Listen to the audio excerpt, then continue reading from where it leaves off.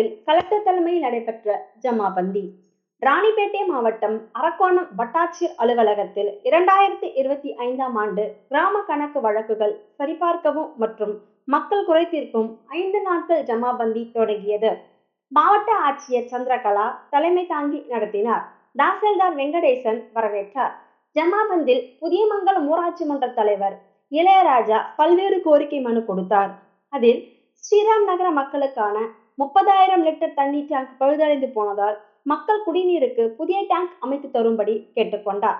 அதுபோல் புதுகேசாவரம் ஊராட்சி மன்ற தலைவர் நவாஸ் அகமது தனது ஊராட்சியில் உள்ள மாந்தோப்பு பகுதி மக்களுக்கு சாலை வசதி ஏற்படுத்தி தர வேண்டும் என உட்பட பல கோரிக்கை மனு கொடுத்தார்.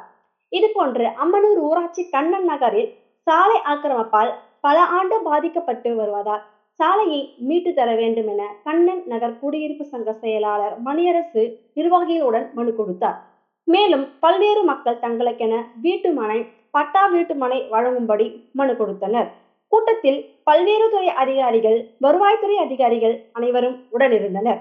நிலவன் டிவி செய்திகளுக்காக அரக்கோணம் செய்தியாளர் ரவி.